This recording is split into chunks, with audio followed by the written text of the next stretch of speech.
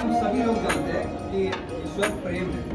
ईश्वर हमें कल भी, आज भी और अनंत काल तक हमसे प्यार करते रहे। एक मुक्तिदाता आने वाले जो हमें हमारे पापों से मुक्त करेगा। 2000 साल पहले प्रभु यीशु आते हैं, ठीक है। उन्होंने पूरी सृष्टि बनाई, इन लोगों की रचना करी कि ये मेरे लोग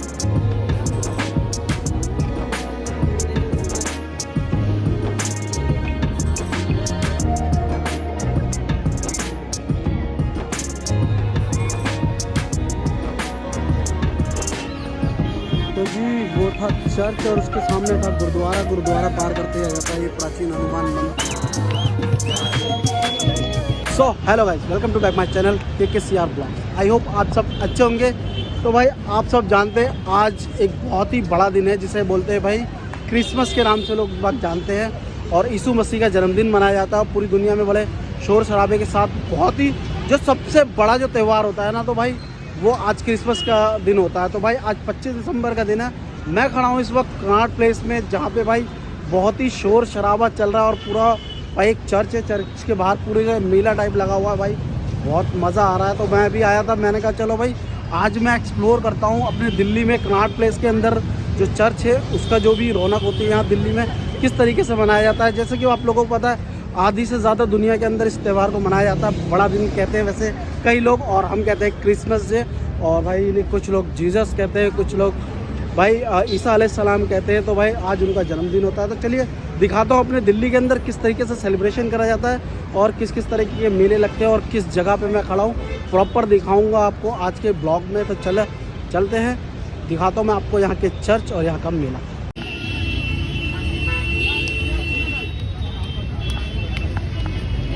इस तरह की मार्केट लगी है, स्ट्रीट मार्केट यहाँ पे। और भाई देखो ज़बरदस्त, बहुत सारे भीड़ भाड़ अच्छी खासी हो रही है, ठीक ठाक सी।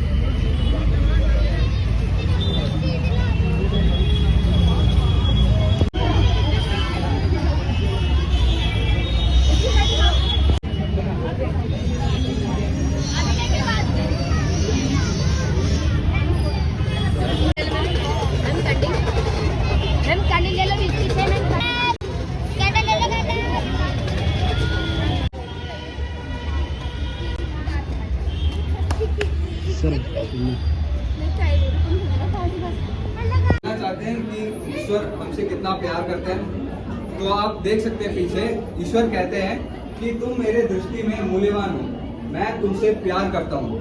तो हम सभी लोग जानते हैं कि ईश्वर प्रेम है। ईश्वर हमें कल भी, आज भी और अनंत काल तक हमसे प्यार करते रहे थे। आप लोग जानते होंगे कि आप लोग की जो माँ है जिन्होंने आपको जन्म दिया, क्या वो माँ आपको कभी भूल सकती है? कभी नहीं। यदि वो भूल भी जाए लेकिन ईश्वर आपको कभी नहीं भूलेंगे। ईश्वर ने ही ये पूरा संसार, ये पूरा धरती, जो भी पेड़ पौधे फल जो भी है वो हमारे लिए बनाया है, क्योंकि वो हमसे प्रेम करते हैं। लेकिन क्या होता है कि ये प्रेम, ये जो प्यार है वो हम महसूस नहीं कर पाते।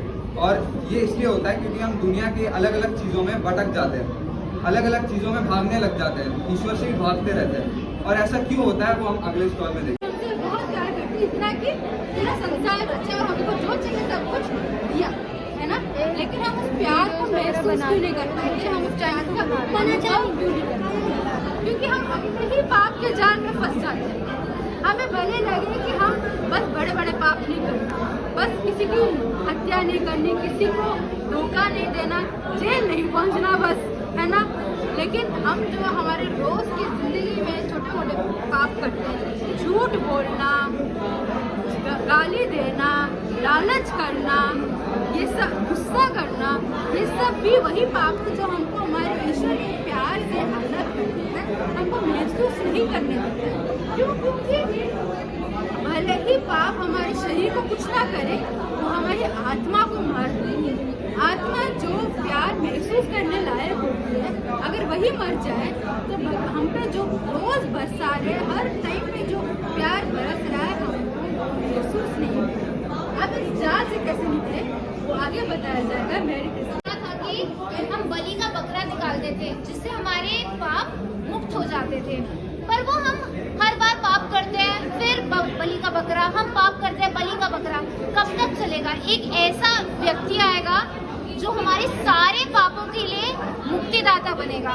वो कौन होगा आपको पहले यहाँ पता चल। जब पापी और हमें पाप से निकलने की जरूरत है, तब पुराने जमाने से देखे जा रहे कुछ गलत कर रहे तो हम एक बलिदान दे रहे थे, है ना, एक बलि चढ़ा रहे थे। तब ये मनुष्य एक दूसरे से पूछने लगे कि क्या मैं जो बलि चढ़ा रहा हूँ इससे क्या मेरे सच्ची में मुक्ति मिल रही है, कि मैं बार बार कर रहा हूँ पाप, मैं बार बार चढ़ा रहा हूँ, क्या मुझे सच्ची में मुक्ति मिल रही है। तब भगवान ने एक वचन दिया कि वो हमें एक मुक्तिदाता भेजेंगे जो हमारे पापों के हमारे पापों से बचाएंगे। अब हमें से कोई कुएं में गिरेगा, हमें किसी और इंसान की सहायता चाहिए ना बाहर निकलने के लिए। लेकिन अगर हम क्या एक मनुष्य दूसरे इंसान के पापों से हम बचा सकते हैं? मनुष्य पापों से तो नहीं बचा सकते ना, कुएं से तो बचा सकते हैं पर पापों से नहीं बचा सकते। हमें इसमें थोड़ा पावरफुल हार्ट, एक मुक्तिदाता की जरूरत है। इसलिए ईश्वर ने हमें अपना पुत्र दिया ताकि वो हमारे मुक्तिदाता बने और हमें हमारे पापों से बचा पाए। कैसे, इसके बारे में आगे जाएंगे। एक क्वेश्चन पड़ा होगा वहाँ पे, सबसे बड़ा क्वेश्चन है वहाँ पे कि मुझे कौन बचाएगा, है ना, मेरे को मेरे पापों से कौन मुक्त करेगा। तो वहाँ पे एक नबी थे, ईसाया नबी, उन्होंने लिखा था कि जल्दी एक राजाओं का राजा आने वाला है, एक मुक्तिदाता आने वाला है जो हमें हमारे पापों से मुक्त करेगा। अगर आप यहाँ पे देखोगे, यहाँ पे माता मरियम के पास एक एंजल, एक मेघदूत, स्वर्ग से मेघदूत आके बोलता है कि तुम जल्द ही गर्भवती होगी और तुम्हारे थ्रू एक बच्चा पैदा होगा जो हमें हमारे पापों से मुक्त करेगा। तो अगर आप यहाँ पे देखोगे तो राजा लोग यूजली कहाँ रहते हैं? महलों में रहते हैं, किलों में रहते हैं, किंगडम में रहते हैं, राइट।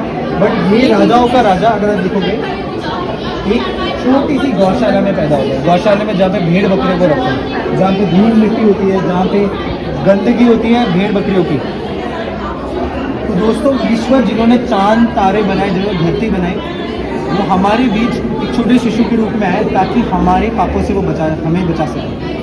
वो दूर किसी महल में पैदा होने के बजाय हमारी गंदगी, हमारी धूल मिट्टी, हमारे पापों के बीच पैदा हुए ताकि वो हमें हमारे पापों से बचा सके। Merry Christmas.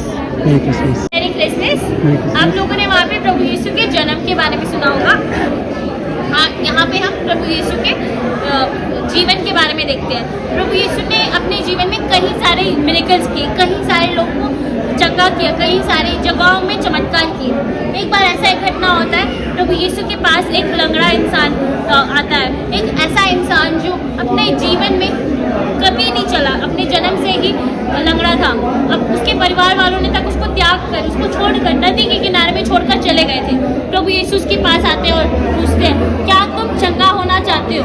उसने अपना पूरा विश्वास प्रभु यीशु पर रखते हुए कहा, जी हाँ प्रभु, अगर आप चाहते हो तो आप मुझे चंगा कर सकते हो। प्रभु यीशु ने उनसे कहा, उठकर खड़े हो जाओ, अपनी चरपाई उठाओ और चलो। उसी क्षण वो चलने लगा, दौड़ते कूदते हुए अपने घर गया। लोग सारे अचंभे में पड़ गए। ये कहते हैं कि वही इंसान जो नदी के किनारे में पड़ा रहता था, वो चल रहा है, कूद रहा है, दौड़ रहा है। यहाँ पे प्रभु यीशु के टीचिंग्स देखते हैं। वो कहते हैं अपने पड़ोसियों को अपने समान प्यार करो। कहते हैं कि यदि तुम दूसरों के अपराध क्षमा करोगे तो तुम्हारा स्वर्गीय पिता भी तुम्हें क्षमा करेगा। धन्यवाद। Merry Christmas. तो हम लास्ट स्टॉल में बढ़ते हैं। The cost of sin is death. पाप का वेतन मृत्यु है। तो आपको ये देख के क्या समझ आ रहा है? क्या कुछ समझ आ रहा है? क्या है ये? ओके, तो हमने लास्ट स्टॉल में क्या क्या देखा, मुझे ये बताइए, आपने क्या क्या सीखा, कुछ सुना? ओके, ठीक है, चलते हैं। तो लास्ट स्टॉल में लिखा है पाप का वेतन मृत्यु है, cost of sin is death. ठीक है, तो 2000 साल पहले प्रभु यीशु आते हैं। ठीक है, उन्होंने जब ये सृष्टि बनाई, ये लोगों की रचना करी कि ये मेरे लोग, उनको पता था कि मेरे लोग अब पाप में फंस रहे हैं, पाप में लोग जा रहे हैं। तो उन्होंने सोचा कि मैं अब इनको पाप से इनको जाने से रोकना पड़ेगा, इनको रोकना है। अब मैं कैसे रोकूं? तो उनको तो मरने देंगे नहीं, हमको मरने देंगे नहीं। तो 2000 साल पहले आए, हमारा पाप अपने ऊपर उठाए और कोड़े लगवाए और क्रूस उठाया। आप देख सकते हैं इस फोटो को, क्रूस उठाया एंड अपना प्राण दाग दिया और हमारे पाप ले चले गए। तो हम अगले वाले स्टॉल में देखेंगे प्रभु यीशु की मृत्यु के बाद क्या होता है।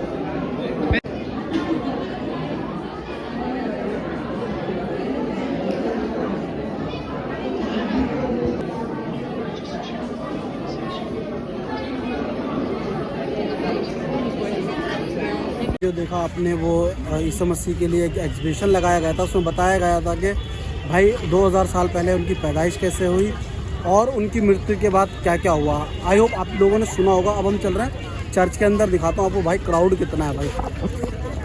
So guys, हमें ये मिली गई है ड्राइंग, इसमें कलर्स करना होता है। बस मुझे इतना कहना था, बाय।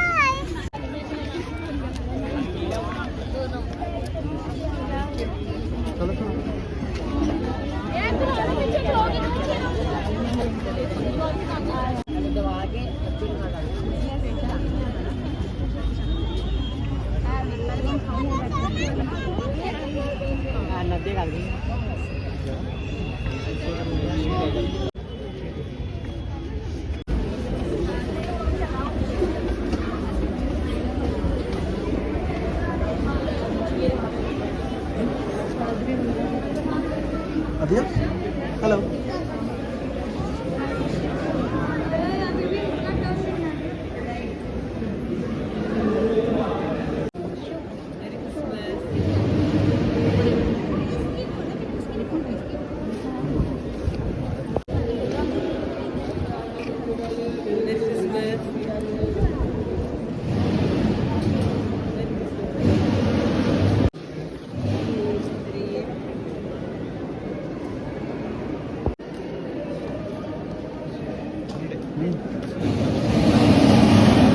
आई होप आप लोगों ने चर्च अंदर से देखा होगा सही तरीके से भाई। और मैंने बताया था ना प्रदर्शनी में बताया गया कि भाई एक तबेले में पैदा हुए जहाँ पे गाय बकरी भैंस, तो हमारे पाप धोने के लिए प्रभु ने वहाँ पे जन्म लिया गंदी जगह में, और आखिर में हमारे पाप धोने की वजह से वो फांसी पे लटका दिए गए। तो खैर बहुत दुख हुआ है सारी चीज़ें सुन के, और हकीकत में ऐसा हुआ है यीशु मसीह के साथ। तो भाई जो कि ईसाई हैं वो अच्छी तरीके से जानते होंगे।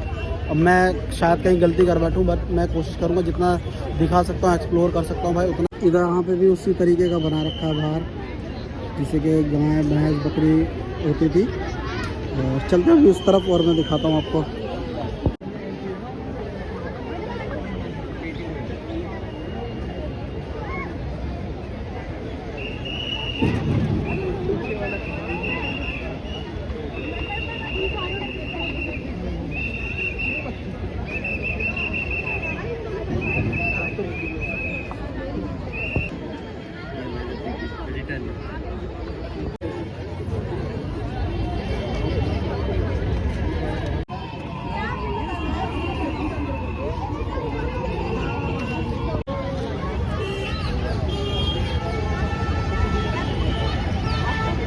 इस चर्च का नाम था सेकेंड हार्ट कैथेड्रल, और इसको 1930 में ब्रिटिश काल में बना था।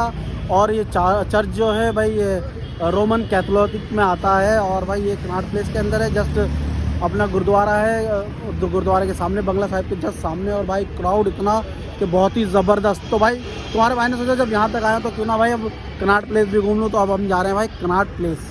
तो जी वो था चर्च और उसके सामने था गुरुद्वारा। गुरुद्वारा पार करते आ जाता है ये प्राचीन हनुमान मंदिर। तो ये पहुंच गए हम कनाट प्लेस। तो भाई कुछ ऐसा है अपना दिल्ली, एक तरफ गुरुद्वारा, एक तरफ चर्च और एक तरफ प्राचीन हनुमान मंदिर। तो भाई ऐसे ही है, सारे लोग एक साथ मिल के रहते हैं दिल्ली के अंदर, कोई भी ऐसा भेदभाव नहीं है। इसीलिए एक आप धार्मिक स्थल चलोगे तो दूसरे धर्म का स्थल आ जाएगा, फिर तीसरे धर्म का स्थल आ जाएगा, ऐसे मिक्स करके दिल्ली बनी है।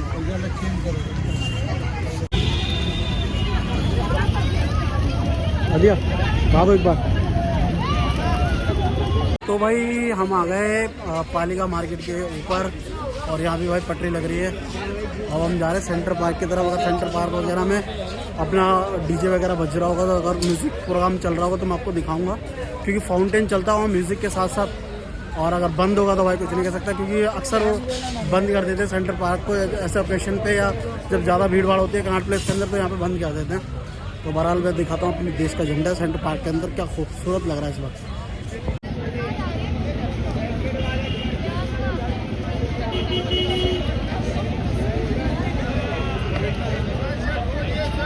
मेरे पीछे आप देख रहे हैं सेंटर पार्क है, बस सेंटर पार्क जा नहीं सकते अनफॉर्चुनेटली। आज कह रहे हैं कि भाई जब ज़्यादा क्राउड होता है तो बंद कर देते हैं पार्क को, बाकी पब्लिक इधर उधर चल रही है कनाट प्लेस में, बट सेंटर पार्क बंद है।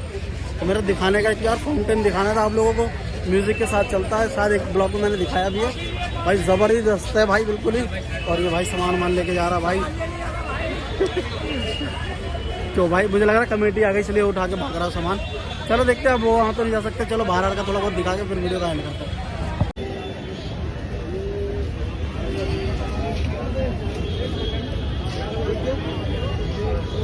पार्क वाला तो बंद है, बट यहाँ पालिका के ऊपर जो बनाया है पार्क उन्होंने न्यू, सारी क्राउड इस पे ही आ गए क्योंकि वहाँ तो बंद था भाई।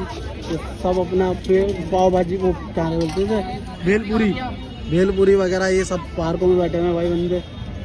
ये सामने बिल्डिंग दिख रही है।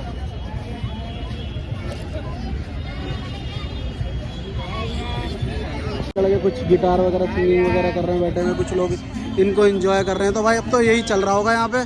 देखता हूँ कौन कौन बंदे हैं भाई, क्या चल रहा है यहाँ, क्या नहीं चल रहा।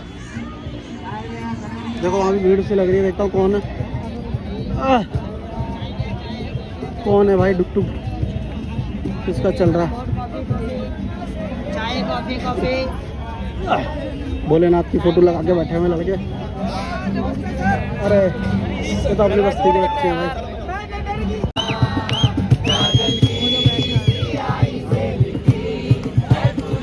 बस्ती के बच्चे बैठे हुए हैं, हैदर वगैरह बैठे हुए हैं, सिंगिंग वगैरह कर रहे हैं भाई। बहुत पहले से इन लोगों का भी शौक था बहुत, आजकल तो बड़े फेमस है भाई। तो चलो अच्छी बात है भाई, उनको क्या दिखाना अपने ब्लॉग में, तो अपने लोकल ही है। फिर भी चलो मैं एक शॉट उसका दिखाऊंगा ज़रूर, तो देख लेना, अपने बस्ती का बच्चा है, हैदर ही देख लेना भाई। फाइनली सोचा था चर्च से आके कनॉट प्लेस में जो फाउंटेन है उसको एक्सप्लोर करेंगे, जो म्यूज़िक के साथ फाउंटेन चलता है, बट अनफॉर्चुनेटली बंद था। खैर कोई बात नहीं, अब मैंने थोड़ा जितना हो सका कनॉट प्लेस थोड़ा बहुत दिखा दिया आपको।